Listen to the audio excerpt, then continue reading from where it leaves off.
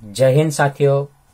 England में एक dilemma खड़ा हो गया है यहाँ के गवर्नमेंट और जो एक्सपर्ट्स हैं, मेडिकल एक्सपर्ट्स, इनके सामने कि 21 जून को जो अनलॉकिंग की प्रक्रिया इनकी स्टेज 4 अनलॉक होने वाला है, मतलब सब खुल जाएगा और कोविड के पहले जैसी सिचुएशन थे, हालात थे, वैसे हो जाएंगे।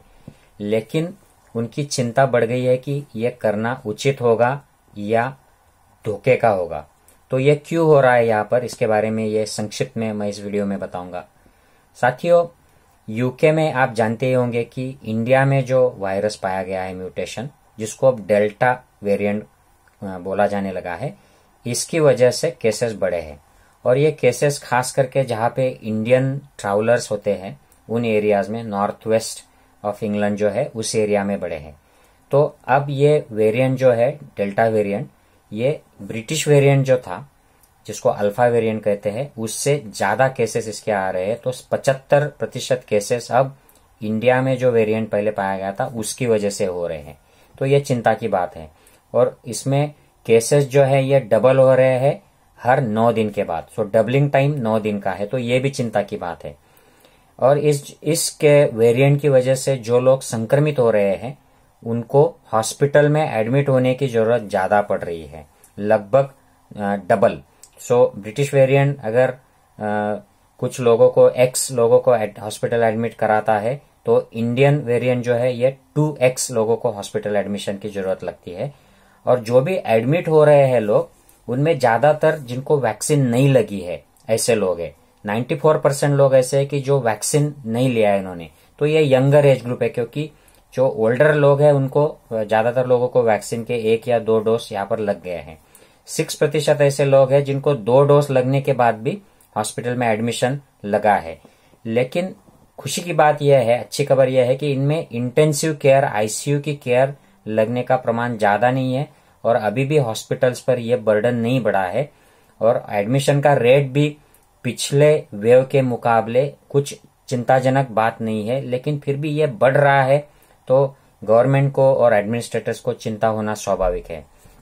तो साथियों, इसके लिए यहाँ पर क्या हो रहा है, तो मैंने पहले भी बताया था कि यहाँ पर सर्ज टेस्टिंग शुरू किया है। मतलब जो लोगों को लक्षण भी नहीं है, उस एरियाज में जहां पर इंडियन वेरिएंट बढ़ गया है, डेल्टा वेरिएंट, वहां पर लोगों के टेस्टिंग कराए जा रहे हैं। उनको घर पे किट्स दिए जा रहे हैं कि आपको लक्षण भी नहीं है तो भी आप टेस्ट कराएं और पॉजिटिव है तो आप आइसोलेट कर ले। तो इसे सर्च टेस्टिंग कहा जाता है। और सर्च वैक्सीनेशन भी शुरू किया है। सो इंग्लैंड ने जो 2 डोज के बीच में 3 महीने का फासला पहले अनाउंस किया था, अब वो इन हाई रिस्क एरियाज में जहां पर डेल्टा वेरिएंट बढ़ गया है वहां पर 3 महीने से घटाकर 8 हफ्ते पर लाया है। और जो लोग पहला डोज ले चुके हैं उनको दूसरा डोज 8 हफ्ते के भीतर दिया जा रहा है। उसके लिए एक्स्ट्रा अरेंजमेंट्स किए जा रहे हैं और जो वैक्सीन के डोसेस है वो दूसरे एरियाज से इन एरियाज को दिए जा रहे हैं। उसकी वजह, तो वहां पर ऐसा कोई पॉलिटिक्स नहीं चल रहा है जो हमारे यहाँ पे पॉलिटिक्स हो जाता है, यहाँ का वैक्सीन वहां भेज दिया तो बड़ा पॉलिटिक्स होता है।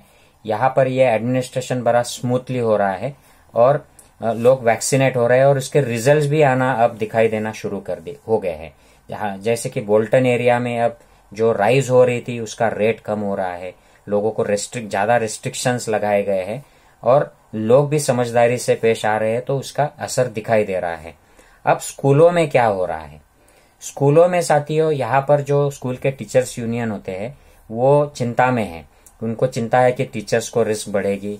लेकिन स्कूल में ऐसे छोटे मोटे आउटब्रेक्स होने के बावजूद ऐसे कोई डिजास्ट्रस सिचुएशन नहीं हुई है, इसलिए अब तक स्कूल चल रहे हैं। और गवर्नमेंट इस पर भी फर्म है कि स्कूल के बच्चों को अब अगले हफ्ते जून के 2nd वीक से जब स्कूल फिर से शुरू हो जाएंगे तब उनके मास्क भी हटाए जाए, तो स्कूल में बच्चों को मास्क नहीं लगाने पड़ेंगे। लेकिन कुछ लोग इस बात का विरोध कर रहे हैं क्योंकि इंडियन वेरिएंट स्कूल के जरिए, बच्चों के जरिए ज्यादा फैला, ऐसा कुछ जगह पर पाया गया है। तो यह अभी भी इस पर डिस्कशंस और वाद विवाद चल रहा है। अब नेक्स्ट वीक पता चलेगा कि गवर्नमेंट इसमें क्या डिसीजन लेती है कि बच्चों के मास्क हटाएंगे या नहीं हटाएंगे। अगली बात है कि जो वैक्सीन जो है यहाँ पर अवेलेबल, क्या वो न्यू वेरिएंट्स पे काम कर रहे हैं, क्या वो इंडियन वेरिएंट जो डेल्टा वेरिएंट है उस पे काम कर रहा है। तो यहाँ पर पब्लिक हेल्थ इंग्लैंड ने एक रिपोर्ट जारी किया है, उनका एक छोटा सा स्टडी उन्होंने किया।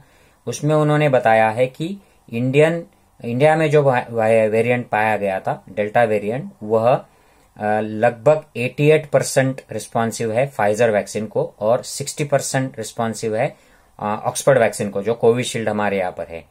तो ये काफी अच्छी एफिशिएंसी है, लेकिन अगर कोई एक ही डोज लेता है तो उसको सिर्फ 33% ही एफिशिएंसी है फाइजर और ऑक्सफोर्ड एस्ट्राजेनिका को।